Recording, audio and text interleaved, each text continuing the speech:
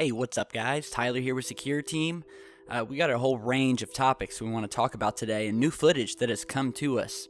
Now, the first of which I want to show you of a very mysterious thing that was caught on a webcam on May 23rd of a UFO that appears just after sundown off of the coast of Mexico. So I will go ahead and play you that footage now, and we'll talk more about it in just a second.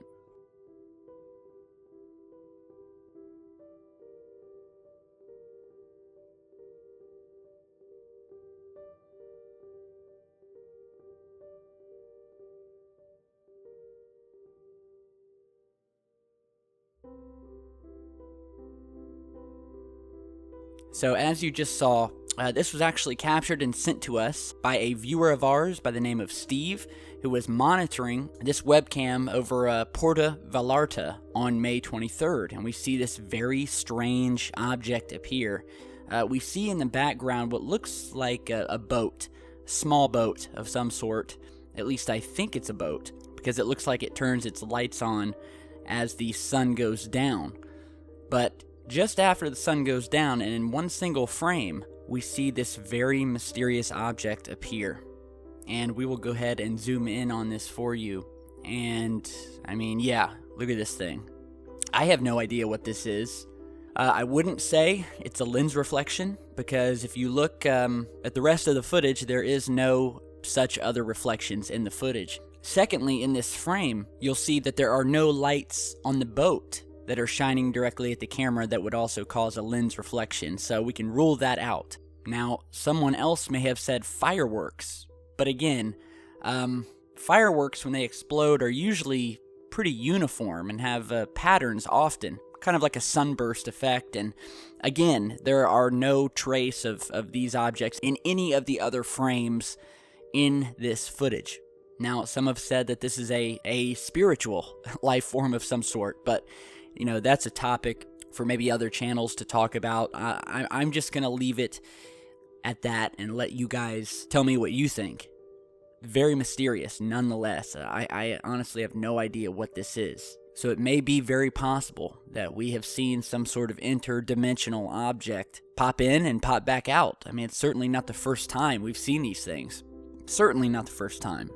So you guys be the judge. Now, another recent video that's been getting a lot of waves online is a new piece of footage from the International Space Station of a long black cigar-shaped object seen moving away from the ISS heading down to Earth, as you're seeing in this video here. And this is basically just the frames where this object appears. And this was originally posted by the YouTube channel Pete WDHCO. And as you all know, the International Space Station has this public live stream online that you can all watch, you can all see for yourselves, and you've seen on this channel when these objects appear. But this is an object I haven't seen before, and I've watched probably thousands of hours of the ISS stream over the years, and we've posted a ton of videos on the UFOs captured there. And again, the jury is still out about what this object is. And you can see, it's very cylindrical, cigar-shaped, and seems to be moving at a pretty high rate of speed down toward the Earth. Now, I don't know if this is coming from the International Space Station or if it simply came into frame flying past the space station and simply came into the view of the camera. But nonetheless, something definitely has been caught here, and we're definitely going to try to figure out what it is, and definitely want to hear your guys' opinion on it. Because we've been showing you guys a lot of very anomalous footage lately coming from the International Space Station, which gives us a wonderful view of the activity that's happening above Earth, of these objects that are up there, and we've shown you STS Space Shuttle mission footage of the same. So if you haven't seen those videos, go ahead and check those out too. You know, if you're new to the channel, go back and watch all of this past footage that we've posted on. So again, kudos to Pete's channel and for finding this anomaly. Again, what do you guys think? It's certainly not the first time we've captured a cigar-shaped object over Earth. As a matter of fact, cigar-shaped UFOs are one of the most common. Well, besides disc-shaped craft, These cigar-shaped things are the second most common that you'd find out in space. I mean, we've done numerous videos speaking about these craft, and if you remember, the Soviets, who sent a couple probes out to Mars, actually caught one of these cigar-shaped crafts on film before their satellite was completely knocked out. Actually, both of their satellites were knocked out and lost. But before that happened, they snapped a picture of this massive cigar-shaped object coming into view of the camera near planet Mars, and they snapped this picture here. And this is what is known as the Phobos incident, because it happened when they were snapping pictures of Mars moon Phobos. And they actually captured another image of this large cigar-shaped UFO's shadow on Mars' surface. That image you're seeing here. And we've seen these cigar-shaped UFOs all over the solar system. We've seen them around various planets and moons. Here's another image of a cigar-shaped object caught in an official NASA photo of Saturn's moon, Enceladus. And again, looks to have been visited, at least in this image, by another one of these cigar-shaped craft. I mean, we see these things everywhere, not just over Earth. So, again, let me know what you guys think. Now, speaking of aliens and humans in general, there are a lot of people out there who think that humans did not originally come from the planet Earth, and that a lot of these UFO sightings of what we are calling aliens are actually us. They're actually humans, albeit thousands, if not millions of years more advanced than us, coming back in time to possibly warn us of things to come, to possibly fix things. And the possibility that humans did not come from Earth actually does hold a bit of water, eerily enough. And the whole time travel phenomena, if you remember, there's been some news stories recently that came out of, there was a few images of people throughout history that looked to be holding iPhones.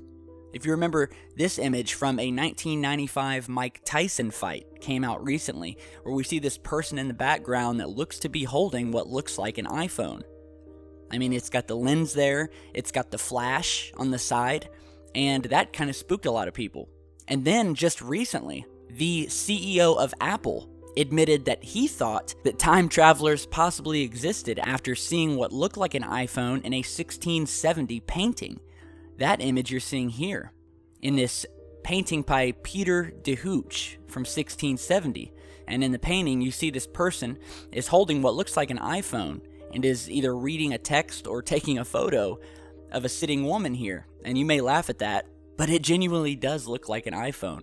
It looks as if she is taking a picture of this woman sitting in this chair.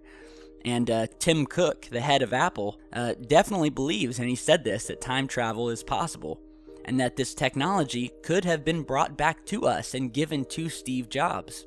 Now, you know, the whole thing, it boils down to, well, it's just a funny story because we'll never know. But again, there are some very respectable people out there who believe that we did not come from Earth and that we are possibly time traveling back in time to visit ourselves.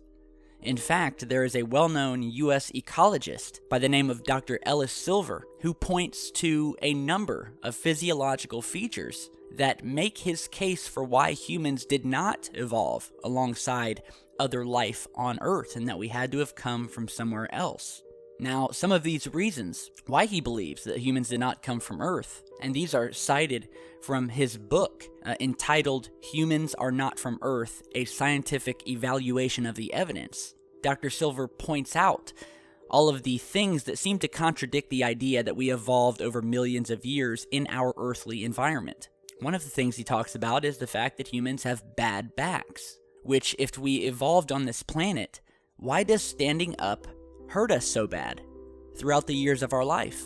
Silver argues that the gravity on our home planet must have been stronger, so that we're progressively growing taller and taller with each generation, causing us to have bad backs. In further expanding this argument, he points to the excessive nutrition on Earth and a possible cause for the difficulties of human childbirth. A fact that humans have to spend hours screaming in pain to bring new life into the world, whereas the rest of the animal kingdom can drop a sprong in their sleep, which has long puzzled anthropologists. And then there's the fact that we get so easily burned by the sun. even if we're out in it for just a little while. And why is that? Why does our sun cause us so much harm? Once again, it goes back to our possible unearthly origins, because humans will easily burn on planet Earth, whereas many creatures don't. Humans, in contrast with other species, cannot sunbathe for more than short periods of time without getting burned, which indicates that the human body is not effectively adapted to constant exposure to our sun, which is a funny thing for a species that have no protective layer of fur. Mr. Silver believes that this is because we evolved around a planet with a much weaker sun, or perhaps we originated on a planet with lots of cloud cover. Another thing that he highlights as odd is the fact that humans seem to suffer from seasonal mental disorders, such as seasonal affective disorder. Other animals migrate, hibernate, or just tough it out when it comes to surviving Earth's winter, but humans just can't seem to hack it. And one of the last things he talks about is basically the fact that humans are just way more advanced than any other creature on the Earth, as if we had arrived on a primitive Earth with a head start. And it could explain why we appear to be leaps and bounds ahead of other species, every other species. And it all seemed to happen at once. It took us ages to get the hang of sharpening rocks, killing animals, and then all of a sudden we invented agriculture, writing, language, art, electricity, machinery, chemistry, quantum physics, and pretty much anything else that we have today. So again, mankind is supposedly a highly developed species on the planet, yet it is surprisingly unsuited and ill-equipped for Earth's environment, harmed by the sunlight, a strong dislike for naturally occurring foods and raw foods, ridiculously high rates of chronic disease, and just the overall suffering that humans go through due to the sun we have, and due to the Earth's gravity, and due to a whole range of other things that we'll let you research on your own. But again, it's very interesting. Ellis Silver, PhD, check out his book. And again, what are your thoughts on this idea that these craft that we are seeing above Earth and that we've been posting on possibly could be us from the future, and that just maybe planet Earth is not our first home?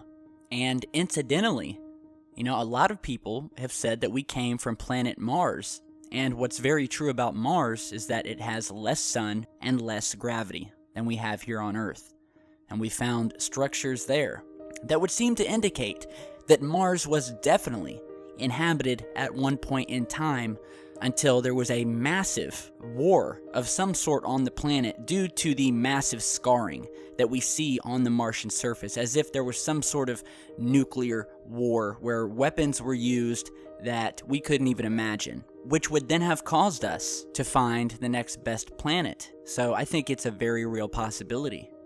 Now, it may have not have been Mars that we came from, but I would say that Mars is the next best place that we could have come from, or that at least was inhabited at some point in time before something disastrous happened. It's all very mind-boggling and definitely food for thought. So let me know what you guys think, especially with the footage we've shown you here. And yeah, we have a whole line of videos that we are working on right now. We have a backlog of probably 200 or 300 pieces of footage that we're going through. So if you've emailed me and I haven't responded, rest assured I will. I may need to hire a secretary or two to get through all of these emails, but you know what? That's a good thing. That means we're doing something right and people are sending in their footage, and we will get it all out there. So be sure to subscribe, share, and stick around because we got a lot more coming. All right? So see you guys soon and stay safe.